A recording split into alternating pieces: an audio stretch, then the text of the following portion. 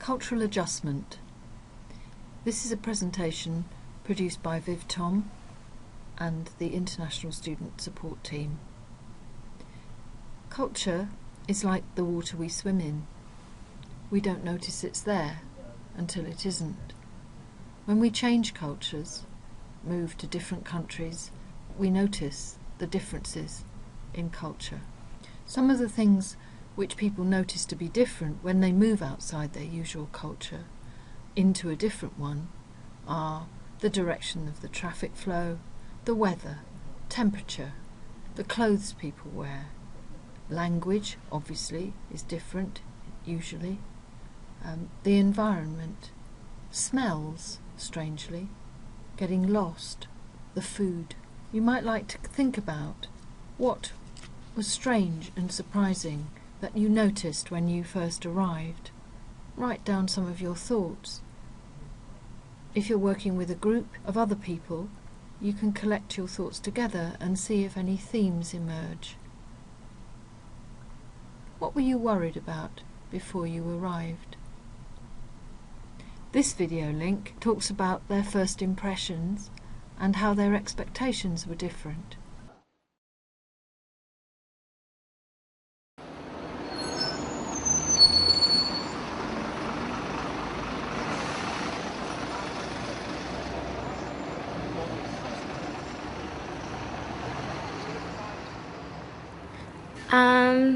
Well, they told us it was going to be medieval buildings, and it wasn't.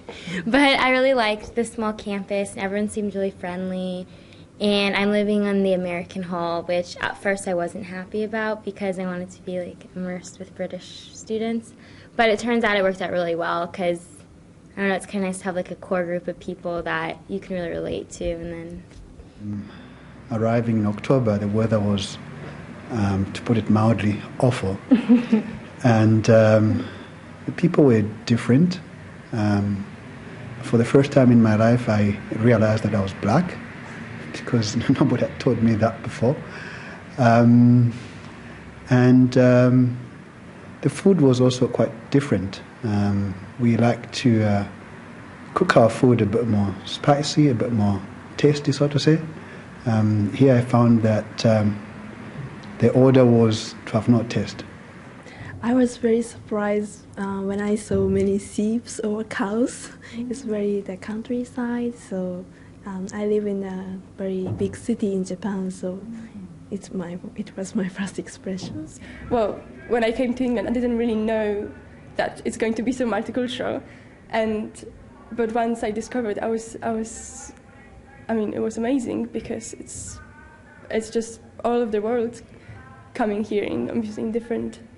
It's a bit different, but it's so colorful and multicultural that it's really a great experience. What were you worried about before you arrived?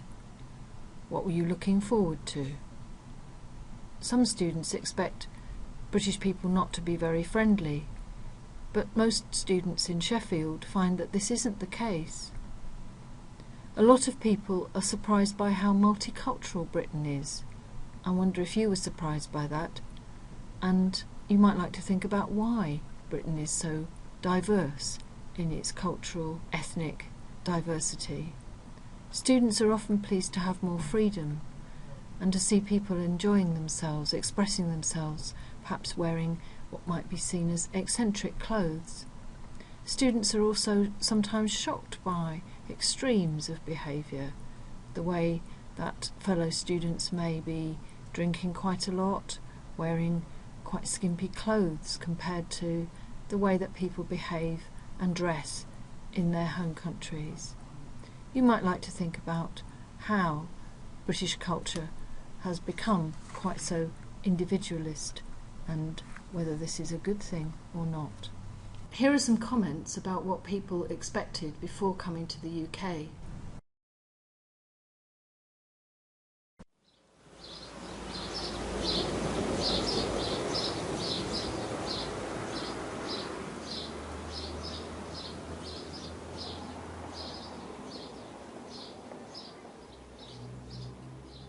Before I came here, I just wondering whether I could enjoy my life here, but the people is very welcome and warm, so I really enjoyed it.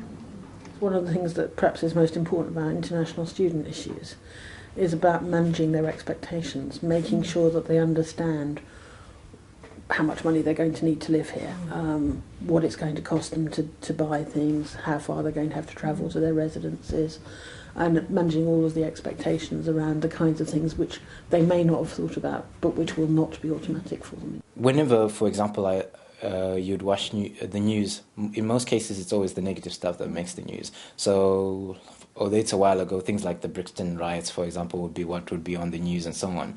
And so when you come and you think, okay, as soon as you get off the plane in London, some policeman is going to be beating you up, so some people might have that idea, and they might have a certain mistrust of authority. But actually, when you do come across and you realize that that's not the way it is at all. Students often expect it to be quite different. They're coming to England, and I had a student comment on a survey recently saying that they expected to find more British people, meaning more white people, but they were quite disappointed and saying that they wanted to find out about sort of all the sort of traditional British culture, cups of tea and scones and things like that. This diagram shows Maslow's hierarchy of needs. It was originally developed for management and business uses. You may notice that a lot of the things that people talk about when they move cultures that surprise and cause anxiety are at the physiological level. Differences in smells, temperature and dress. People worry that they won't get the food they like. Managing personal hygiene, toilets, getting around, understanding language, about accommodation and money. These are concerns from the bottom of the triangle. They impact on everyone, as these are our basic needs, and if there are different ways of doing things, it may be a surprise, sometimes a pleasant surprise, sometimes not. At the love and belonging level, we next are concerned about making friends, about managing our work, and how other people will feel about us, and of course managing our course and the unknown. Think about what would make you feel at home and help you to fit in. You may have chosen to study in the UK because you want to have a global experience. With over 30,000 students at Sheffield Hallam from over 120 countries, Sheffield Hallam University is the ideal place to meet students from around the world and make new international friends, as well as some local friends. In these globalised times, some employers may require you to have an understanding of different cultures, or you may choose a career where you will be dealing with people of different nationalities. Almost all jobs involve this now. So make the most of this opportunity by making friends with people from different countries, as well as your own, and learn about different cultures and traditions. By making friends with UK students, you can practice your English language skills, and this will help you with your studies, because coursework and exams are in English, of course. You can also develop your other language skills too.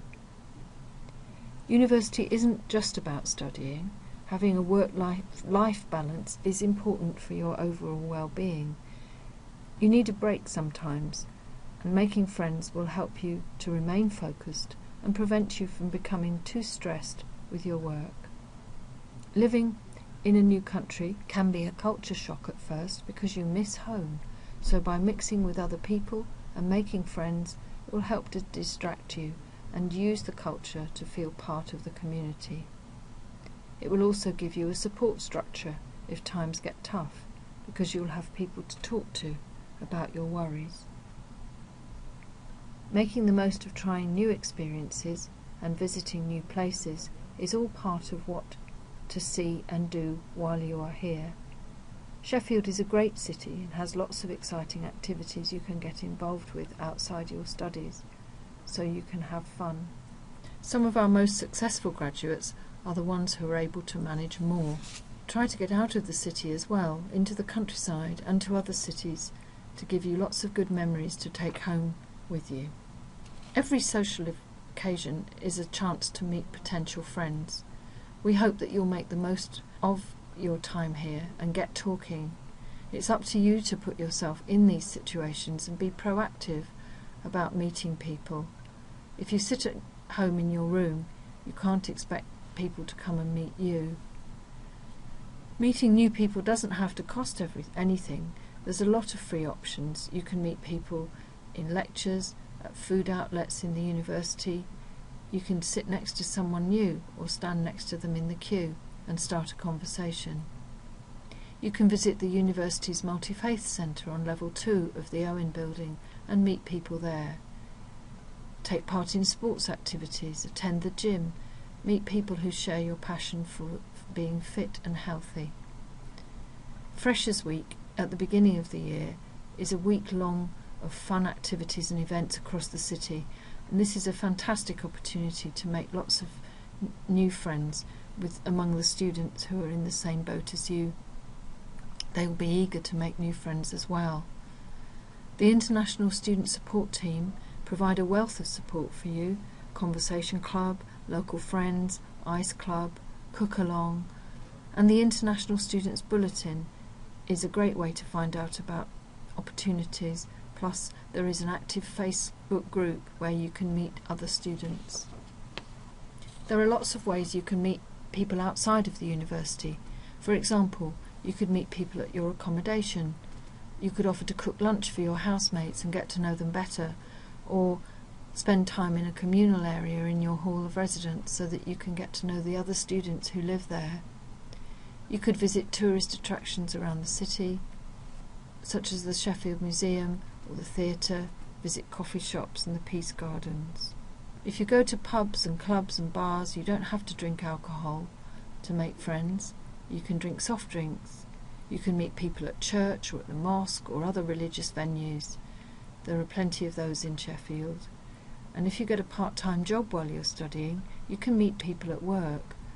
This includes work colleagues and customers. The Sheffield Forum is an online social networking site for the people of Sheffield, so it's a great way to meet local people because it lists local events, activities and social groups. Joining a club for people with common interests is a great way to make lasting friendships and have fun at the same time. This could be a hobby group. For example, if you like walking or exploring new places, you could join a Sheffield walking group. There are regular walks through the Peak District and the countryside, and they organise socials for members.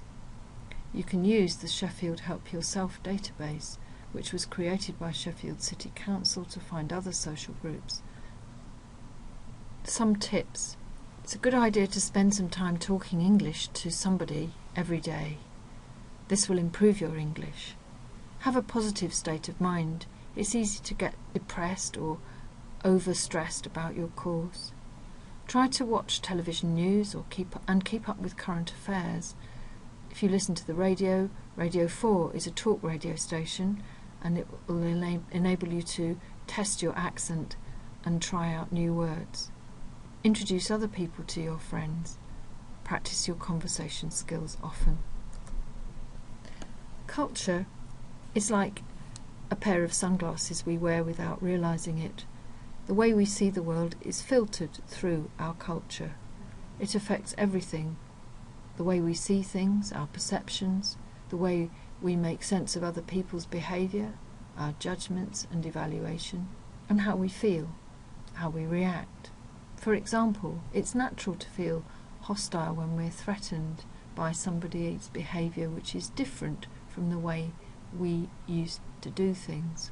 If people do things that are consistent with the way we do things in our culture, the way they treat their children, the way they talk in public, the way they dress, these things are consistent with our cultural beliefs and harmonious.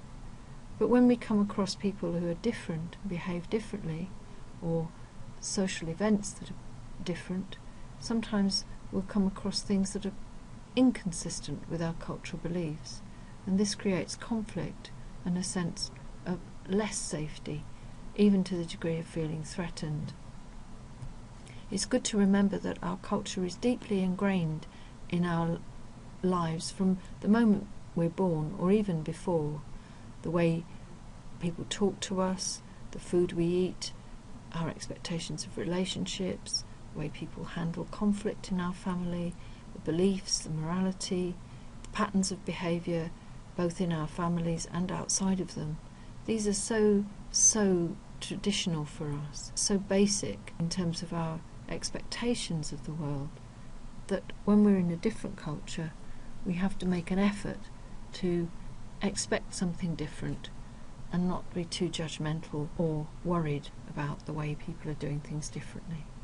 Managing cultural difference requires a degree of self-awareness, understanding that people have different ways of doing things and respecting those differences, being aware of how you react and trying to avoid misunderstandings.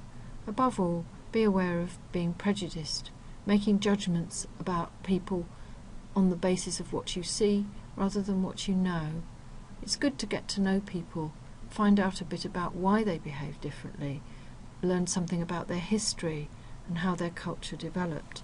And this will help you to develop the sort of tolerance that you need to live in a diverse, rapidly changing global world. Orientation can be very helpful to settle into your new life.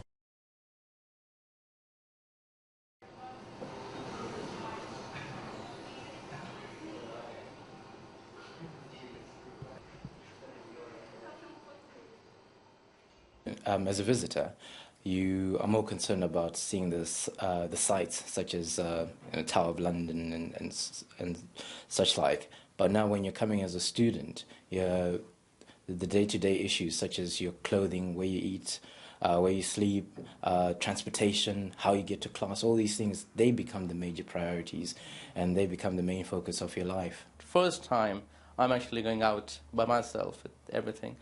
And then the first day I lost in the city centre in Oxford. And that was my first terrible experience initially. And well, in fact, I lost at about 10 p.m. and I came back in my hall at 4 in the morning. It can often be a case of experiential learning, trial and error. They learn by doing the wrong thing, by burning the kitchen or ruining the pots and pans. The sort of thing that we come across is when students don't understand how, when the rubbish is collected, when to put the rubbish out, when not to put the rubbish out, that kind of thing. Those things that perhaps they're so obvious to us that we don't tell all the students, immediately tell them, oh, you must put the rubbish out on Tuesdays and that kind of thing. We had this great orientation, but then we were left on our own. We were taken to where we were going to live, outside of Tokyo. And then that was it really. And if you didn't have people there to support you, then you were sort of stuck.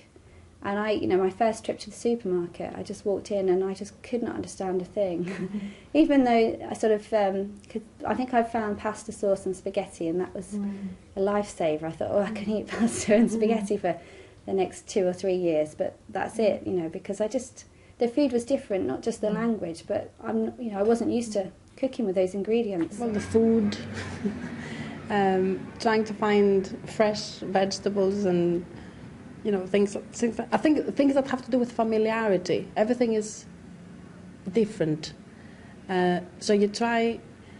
I think because we have the need to find familiar things to feel comfortable or at home, you try to find what you're used to, and nothing is the same. The colours are not the same. The breeze is not the same. The tastes are not the same. The people are not the same. The buildings, the architecture, Some psychologists have observed that all adjustments in life create a degree of stress. New experiences, such as living in another culture, are stressful in good ways. They're exciting, but also challenging as well. The first model presents this culture shock experience as an up and down thing, where initial excitement is followed by a hard-hitting reality that can be accompanied by homesickness. Adjustment follows, but then a sense of isolation may precede this stage where you start to feel at home. This is a typology. You may not experience anything like this, or not in quite this same way. It's just a helpful device to help you understand the process that we might go through when we are in a different cultural situation. The other model suggests that we start from a place which we keep going back to, round and around, like a spiral, feeling that we're happy and comfortable, then anxious and unsettled, and the intensity of these feelings may diminish each time we go round and around. It's worth being prepared for such feelings, even if you don't experience them, recognising that these are difficult moments that everyone experiences when they live in a different culture, and these difficult moments can pass just as quickly as the good ones. Listen to these accounts of what culture shock might feel like.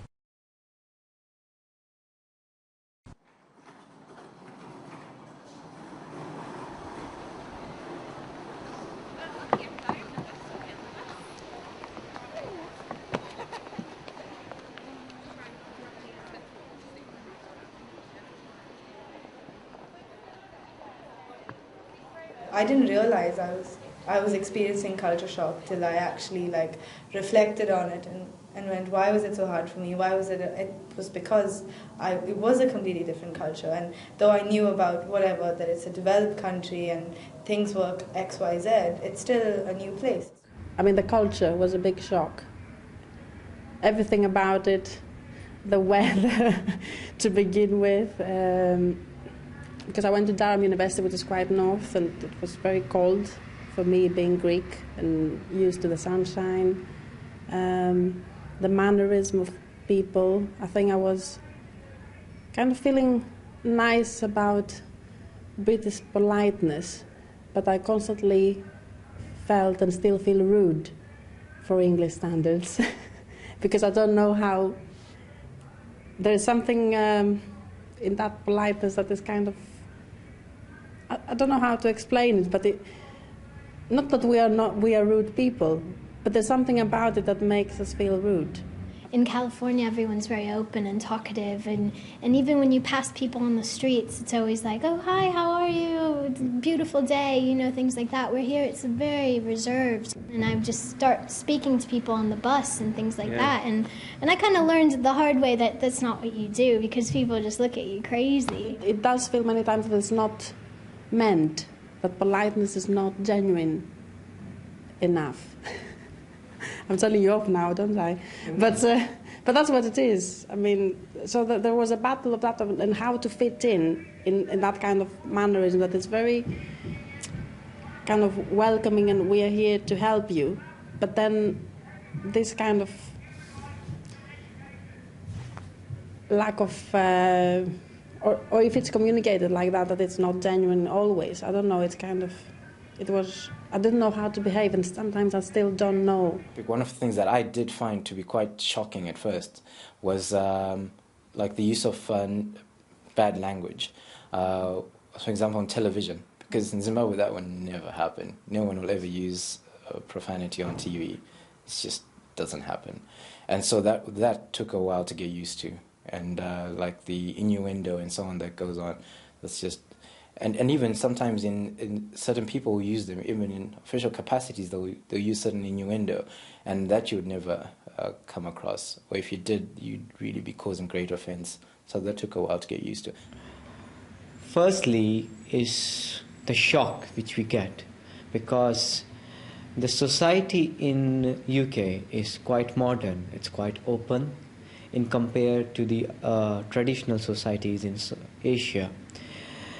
In UK, it is more like an individualistic behavior and a phenomena within the people, which has its own advantages, so that everyone is motivated by themselves. Nobody has to motivate them, and they have a driving force within them.